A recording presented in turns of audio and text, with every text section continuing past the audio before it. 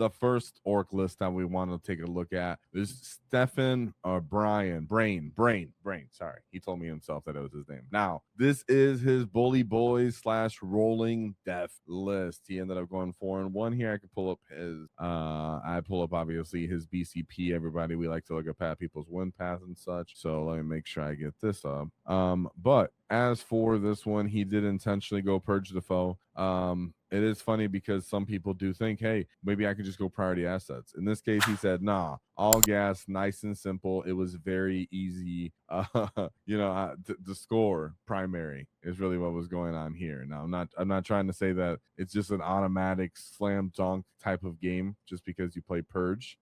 He didn't like say that and that to that degree, but it was kind of, he said that that's why he really stayed focused on that. Now, we'll go through his win path. You've seen it was right there, but let's talk about his list. He did give some ideas here, but he said, hey, it's just what I've been playing for a while, and as I realize I can get more and more points on there, and it's a lot of pressure. It's pretty straightforward. His tempo of how the wall is being pulled, he stages up, goes for a wall on turn 2 and then turn 3. Not very that complex, but he does like rolling death.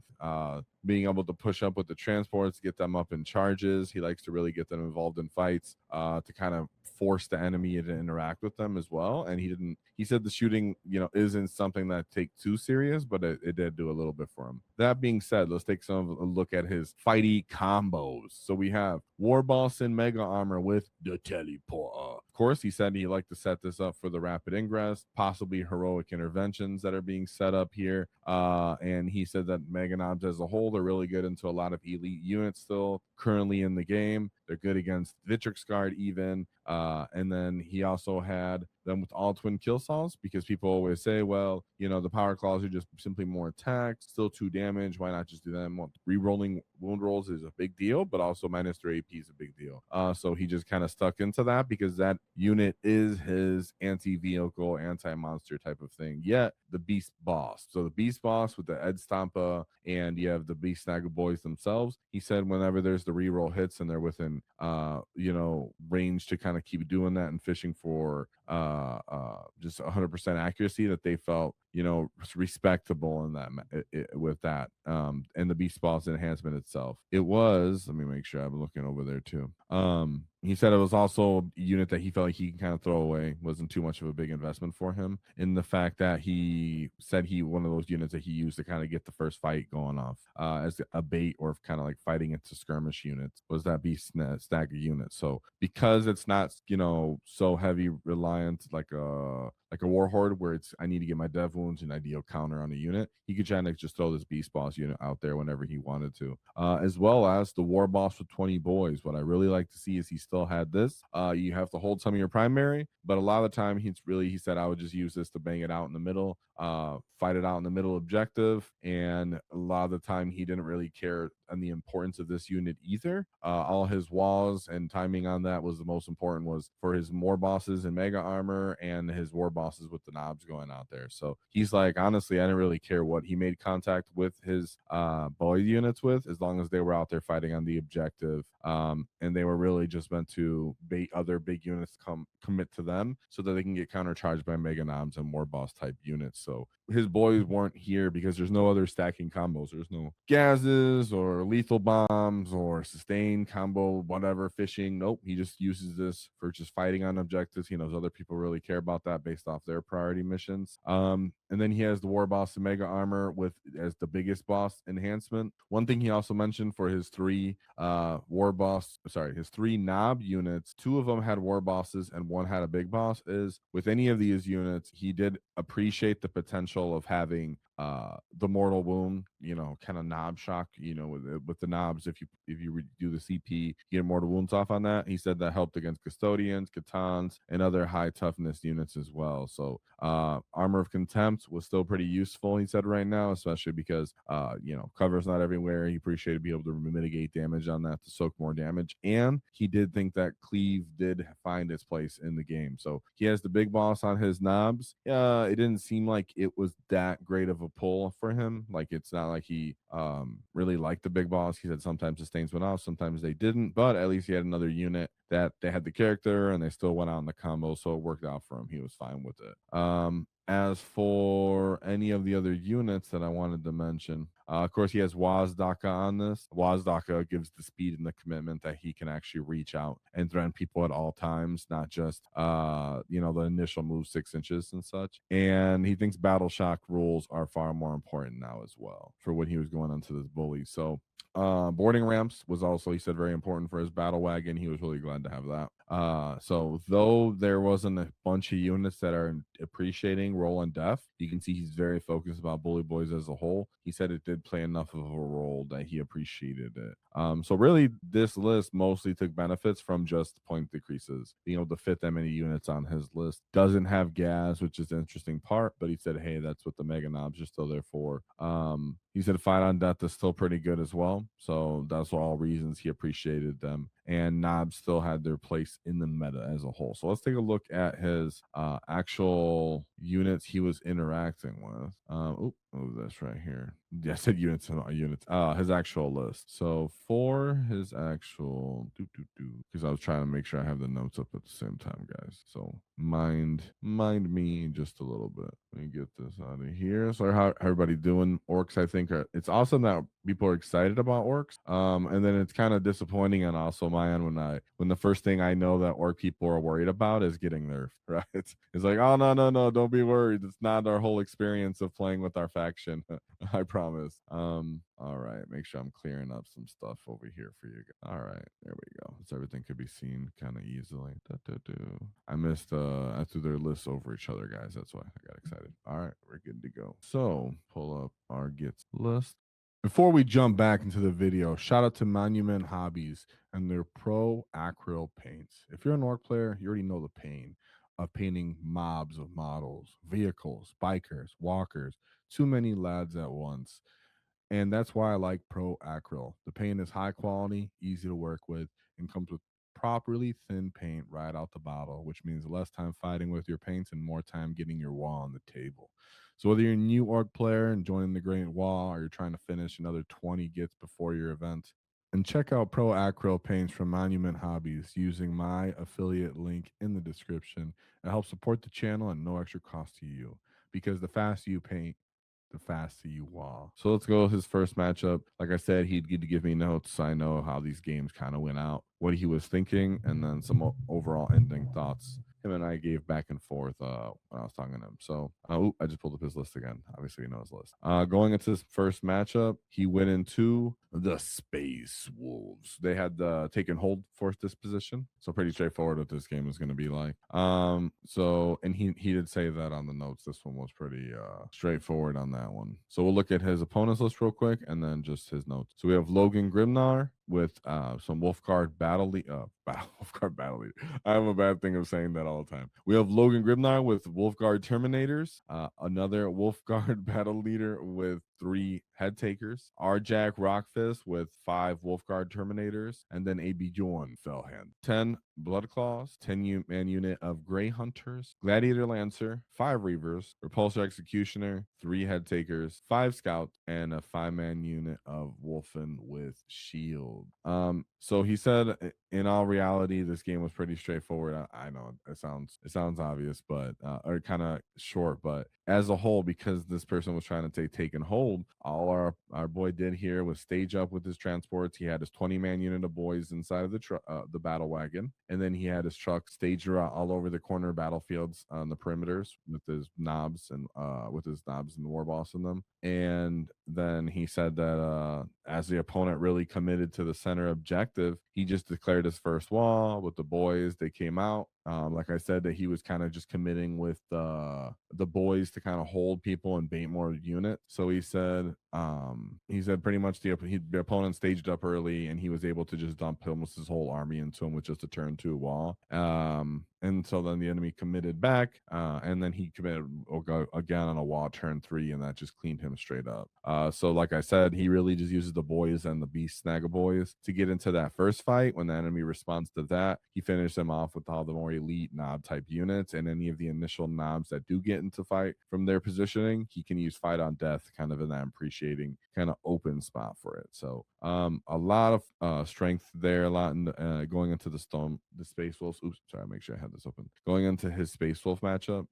So Space Wolves is one of those armies that they're fast, but they really didn't have enough punch back on that kind of Bully Boys matchup because there was just so many units, and he was taking huge chunks of losses out of them. So maybe move this around. All right. So then we go into his second matchup, which this was going into the Imperial Knights, and the Imperial Knights player was playing Purge. I think from what he had it here, he said in this case he was familiar with this guy, and he knew how this matchup pretty much went. So he felt like it was a strong matchup because he was familiar with his opponent. So it was Canis Rex, Knight Castellan, Knight Dester, whatever that's called, triple Arbinger Elvrins, a triple Arbinger Warglaive, and a Inquisitorial Knight agents. So for this one, he said, yeah, he was feeling good about it because of the simplicity of how the mission really works. He said it was favorable matchup. The opponent did have to eventually come forward on him just because they were both engaging in this purging. And he said he just called the WAAAGH turn 2, was able to commit the boys into there, because he goes forward with the wagons, gets the stage up with all the trucks. The people kind of still have to engage with destroying the transports, and they want to because they have a purge also. So back and forth, boom, they both go for that. He disembarks, declares his wall, closes the distance, and can continue the momentum. And so far, based off what he's telling me, at least in some of these matchups, it's really just how many more units he's actually able to do with this and the hidden potential as well. So once he is getting popped and once he is taking the losses, he's not, just stuck immediately in the open and getting double cleaned out, because you see he's still just scoring massive points, at least, and then for the first 3 games, almost 100s. So all three 100s. So on the game night 2, he just said by turn 3 he had already pretty much tabled him. So then it starts getting a little bit more interesting here into his third game, which was into the Drukhari.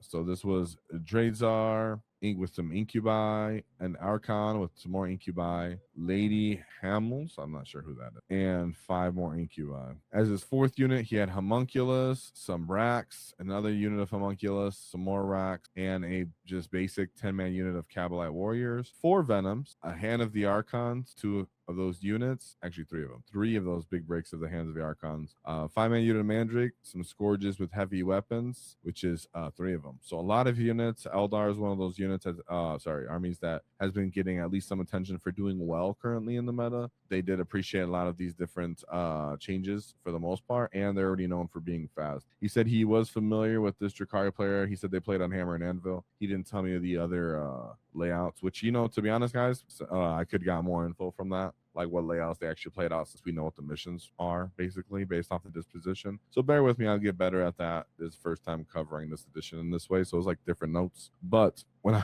in hindsight, I'm like, wait, I wish I asked all the deployments. He said he played Hammer and Anvil in this one.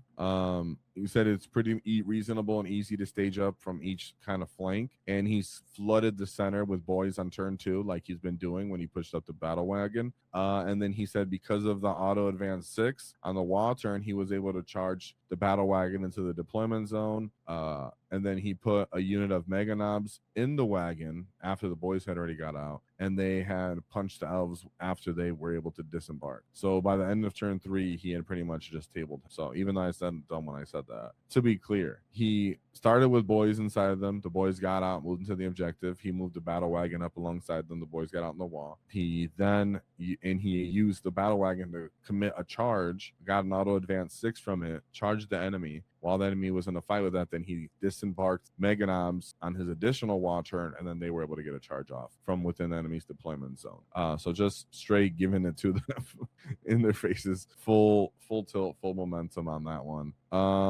He said the terrain was a really big deal on how he was able to kind of close in on the enemy in this case, and flooding the enemy's center objective as a whole with the battle wagon and the boys and the 10 Snagas was kind of the way he played it out on every game with how this rolls out. So by the time the enemies respond, that's not really a huge point investment for him, and he can continue to kind of momentum with more of a WAAAGH. So he said again, by turn 3, he had pretty much tabled his opponent here also.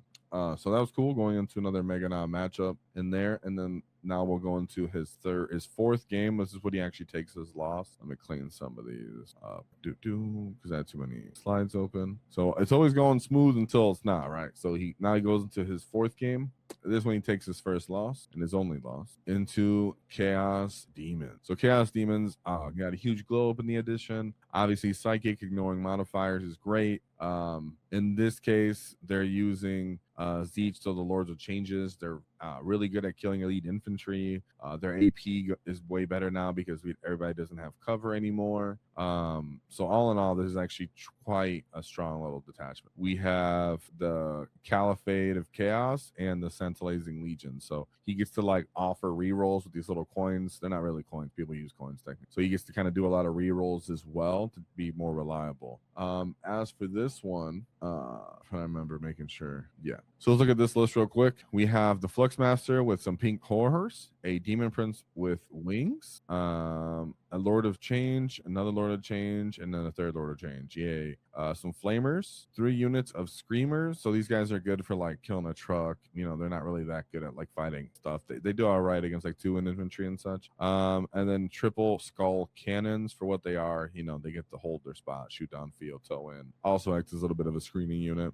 So it's really the Lord of Changes doing a lot of the heavy lifting. And then everything else is just a little bit hard enough sometimes for bully boy units to kill because of their invulns. But doesn't mean you can't. You really can kill a lot of these other things. It's just that they're also effectively good at killing you also. What was his disposition on this one? Priority assets. Yeah, so he selected priority assets. So for the priority assets for this one, he would have been doing control the objective, do the link up with this, the vital links. So when you're on the objectives, they can actually upload onto that. He can use his demons with that while he kind of just shoots you away with his main units. Let's see. As for the notes as well, what he was saying though, as for what went wrong on this mission, is he said as he typically does, he moves up, staged up his wagon, but in this case, he went up a little further than he normally would. And allowed the opponent to pop it early and kill the boys that were inside of it. So he said that was a huge, big problem because that was turn 1. So the chickens obliterated the wagon, and then they also could destroy the 20 boys that were inside of them. He said, but even with the scoring differential, he said he was able to pull it back and get those 71 points. But for the most part, he said that he was able to hold his chickens kind of back and interact at will with Brian's elite infantry units, and using his screamers and the flying guys and those pinks, he can kind of hold them back and kill them at his will. So, sorry, I almost sneezed right there. So he said he wasn't really able to make contact with the wall like he really wanted to and clear them out. And so even if he did make partial contact, with like a Mega Knob unit, it's really hard to one-shot those chickens if you don't really have enough volumes. And in this case, he really doesn't. So he said in all that the enemy was kind of able to kind of force the range of this fight. And for that, he lost out on that one. So if we go back to his list, now he didn't mention, and this is probably something I could have asked in the future, of what he did with WAAAGH in that matchup, right? So on his other ones, it was pretty straightforward because he could just choose at will who he was going to get into a fight with. But in this game, he didn't mention what WAAAGH really did for him, which I actually would want to know. So in the future, if he sees this, what did WAAAGH do? I'm gonna ask him right now. Oh no, I forgot to ask him that for that one at least.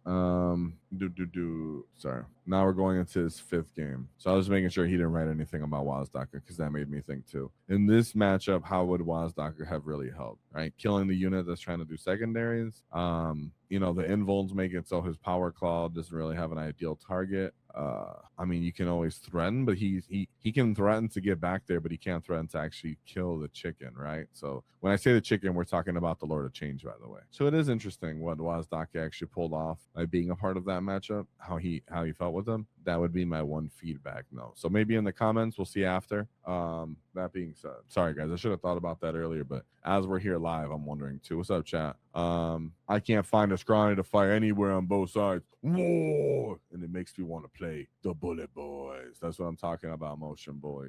Yeah, for real. I'm glad people are enjoying Bully Boys. We're still gonna have Bully Boys in our codex. We don't know exactly how it's gonna function. We can assume similarly though. That's pretty sick. And we go into his his last matchup. Says for his last matchup, he actually really enjoyed this one a lot. It was Raven Guard, this Librarian's Conclave, plus Shadow Mark Talon. Quite funny, interesting matchup, truly, because Librarian's Conclave itself, you attach a Librarian on there, they can get additional movement, they can get additional range, they can get additional strength buffs when they're combat. They get invulns, and then if they're shadow marked, then they also get all the shadow talent abilities on their speeders. So that's quite fast matchup. So let's look at this and then we'll talk about it. So we have a librarian with a big brick of Stern Guard with the Fusillade. So these guys on a 5-up will get dev wounds, from what I understand, into their vehicle targets. So quite decent at killing the battle wagon if they can actually like line up shots on it, because they only have 24 inches, but then they can add inches. But yet typically they're like on foot, so they're big bricks. So it's a little bit finicky. We have a Librarian Terminator armor with a big 10-man unit of Terminator, so they can like advance and charge. They can fall back and charge. So they're all right there, and then they have their stain from their librarian. We have Kyvan Shrike with a Vanguard jump pack unit, 10-man unit there, so come up and downy type thing. Athen Shaw, and then as an individual character, and then a lieutenant with combi, a 5-man intercessor. We have a drop pod, another 5-man assault intercessor duo right here, 2 5-man units of those, and then double ballistas dreadnought with 1 devastator squad and a scout squad. Fast, jetpacks everywhere, big brick of Terminators running right down your the pipe at you, and then some last cannons downrange to keep you honest with your battle wagon. So for this matchup, as for what he said with this one, is he said it was actually really fun, different, seeing something that wasn't just Gladius. He said in this game, he said he didn't fully push the battle wagon early. He had learned from last game, putting his battle wagon out super early into all those last cannons was a risk, but it paid off, because then he ended up using that battle wagon later and charge in his enemy's deployment zone. So those Stern Guard, as I mentioned, are very, very good at killing, like big vehicles and such. But because he was able to make contact to the deployment zone and charge and tag them up, he wasn't as a threat. Now remember, he keeps mentioning that because even though it was that one unit that's benefiting his battle wagon from his roll in death, the fact that he always has that option to not only use it to escort his 20-man unit of boys, which is kind of like his initial wave commitment unit. A big 20-man unit of boys isn't a huge cost investment, but it's a ton of OC. The enemy has to immediately dislodge it because they're playing a primary mission that revolves around holding the middle objective typically. So there's a lot of urgency behind them dislodging those boys, but then you also follow up by getting the wagon to follow up into that fight. Though to you, it's like, well, it's fine to me because it's not going to fight any, like kill too much stuff other than when it gets into initial like screen fights, but it's going to take good commitment from the enemy to kill, and I get to commit with my other elite things after that are used to dislodge it. So in this case, again, he was able to commit the wagon, which caused the enemy to go more into that. He said he managed to some long bomb charges. He can kill a ballistas dreadnought with some mega knobs and then consolidate onto the enemy because of those nice consolidations from the bully boys. He said the mission was very, very close, and he really only pulled it out by 1 point in this matchup. So like I said, he said, nonetheless, getting big charges off after the enemy made commitments. But the reason is also because, as someone who's played against Librarius a lot, is those Terminators, if you don't get a good way to one-shot make contact with them, they get to continuously contact with you on their terms from the fallback and charges or advancing charges. They get additional movement buffs also, so they can get moved like +2 to their movement, so they can advance and charge +2 to their movement as well. So great job pulling that fight off. Ton of movement shenanigans that were happening in this fight, he said, and but it paid off just enough with momentum, with the amount of orc units that he had to kill the power armored units that there was to slow their momentum, and still he didn't feel like he was running out of action monkeys or anything like that too. He said cleave came in handy in that case, and roll and death strats came in useful, especially into the Drukhari in that case. So let's see, anything else? I think that was it for that one. So he finished that one off with an 82.5 point W, ending off at 4-1 with his Bully Boys slash rolling death detachment. So if you want to see anything more about this, let him know in the comments. He can probably respond, or I can after I hear a little bit more about him. So great job to Stefan Brain, because anybody who does good at events, reach out to me. If you find good lists you want me to do them, reach out to me as well. Sometimes live I'll cover it, sometimes I'll come back to and do it the following stream. So there is a live stream channel on the Discord. You reach out to me on there and at me, let me know. Maybe I'll react to something right there in real time. So if you're here in the live chat. But as for this, we have the big War Boss Mega Armor. These guys were coming in typically on his secondary wall, but if he could, he would put them in a truck, use them up to position, and just commit with the biggest boss and the Mega Knobs into charges, just hoofing it up field. Because of the hidden ability, people aren't that afraid to actually stage up. Because they can actually avoid getting shot. And if the enemy does get within range, then they could just full commit anyways. So a lot of aggression on this Bully Boy staging kind of army, but it was typically starting off with his battle wagons, a truck with either beast bosses and 10 snaggers in it, and then he would come in just kind of hoofing it around the field with 5-man knobs, and then WAAAGH being able to commit also on that early wall, getting him wherever he needed him. So don't sleep on the rolling death. Supplement your Bully Boys list. It was already one of the most favored ones, and good reason for that. If you enjoyed the clip, check out the full video here. If you'd like to see more tactics, click here. Let's get stuck in, lads!